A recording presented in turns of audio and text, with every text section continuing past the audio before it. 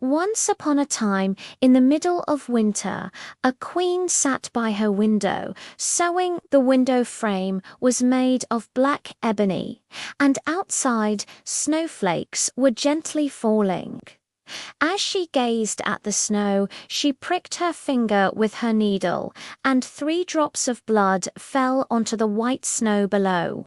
Looking at the vivid contrast of red on white, framed by the black ebony, she thought to herself, "Oh, how I wish I had a daughter with skin as white as this snow, lips as red as this blood, and hair as black as this ebony frame." Her wish came true. She soon had a little girl whose skin was indeed as white as snow, her cheeks as rosy as blood, and her hair as black as ebony. And so they named her Snow White.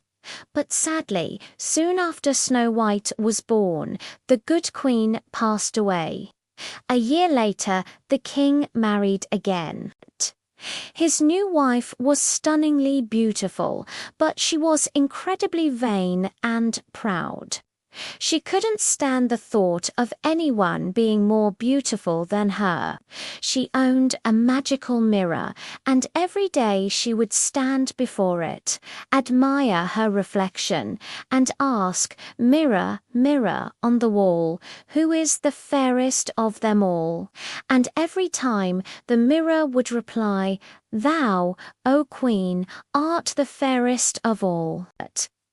This pleased her, as she knew the mirror always told the truth. But as the years went by, Snow White grew more and more beautiful. By the time she was 7 years old, her beauty surpassed even the queen's.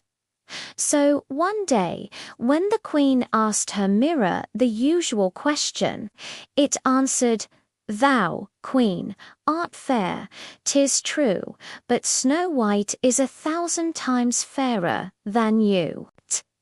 The queen was shocked and turned green with envy. From that moment on, she despised Snow White.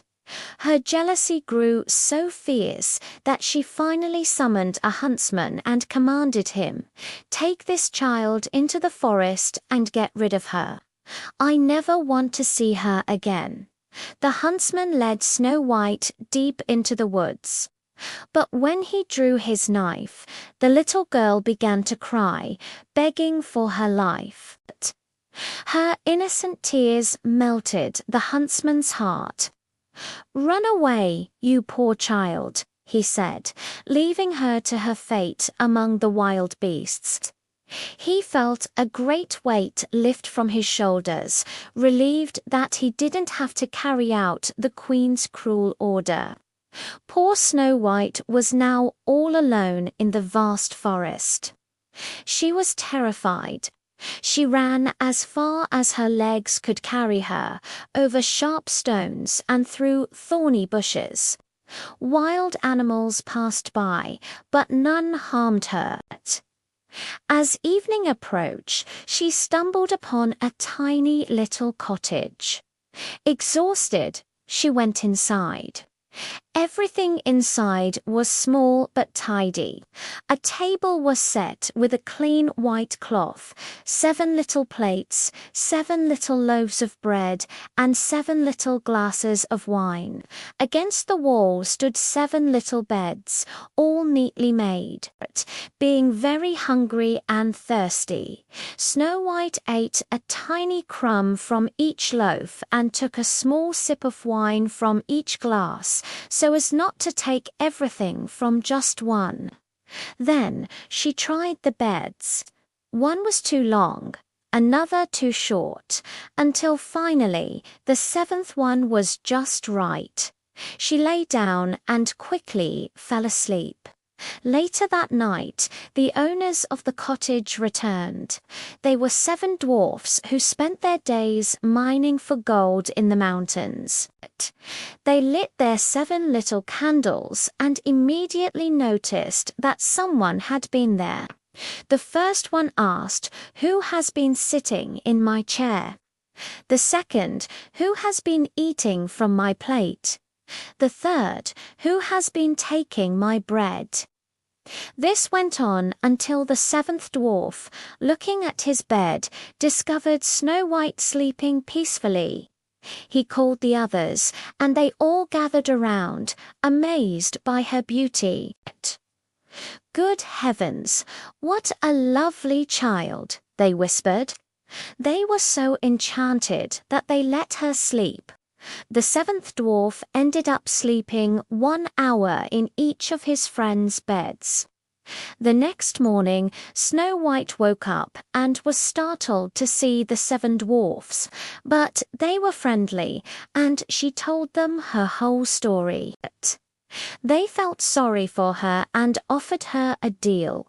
"If you will keep our house in order, cook, clean, and sew for us, you can stay here and we will protect you." Snow White happily agreed. So every morning the dwarfs went to the mountains to work, and Snow White stayed home.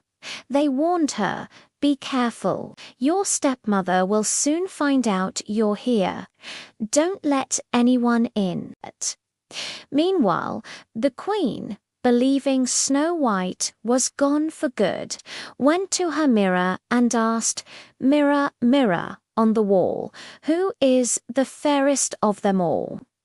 To her horror, the mirror replied, "Thou, queen, art the fairest here, so true. But Snow White over the hills with the 7 dwarfs is still 1,000 times fairer than you." Furious that she had been tricked, the queen decided to take matters into her own hands. She disguised herself as an old peddler woman, traveled to the dwarf's cottage, and knocked on the door, crying, "Fine wares for sale." Snow White peeked out and, seeing the colorful laces, naively let the old woman in. The disguised queen offered to lace up her bodice properly and pulled the laces so tight that Snow White couldn't breathe and fell to the ground as if dead. When the dwarfs returned, they found her and quickly cut the tight laces, allowing her to breathe again. They warned her once more to be careful, but the queen, upon returning to her mirror, learned that Snow White was still alive. She came back, this time disguised differently and with a poisoned comb. She tricked Snow White into using it, and the moment it touched her hair, she fell down unconscious. Luckily, the dwarfs came home early, found the comb, and revived her. Enraged, the queen concocted her final plan. She created a poisoned apple, beautiful and rosy on one half, but deadly on the other. Disguised as a farmer's wife, she offered it to Snow White.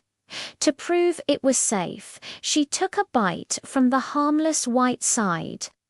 Tempted, Snow White took a bite from the poisoned red side and immediately fell down, seemingly dead. This time, when the queen consulted her mirror, it finally declared, "Thou, O queen, art the fairest of all." The dwarfs were heartbroken. They couldn't bring Snow White back. Her cheeks were still rosy, and she looked as if she were only sleeping. They couldn't bear to bury her, so they placed her in a glass coffin and kept watch over her. A long time passed, and one day a prince riding through the forest saw the glass coffin. He was captivated by Snow White's beauty and begged the dwarfs to let him have her.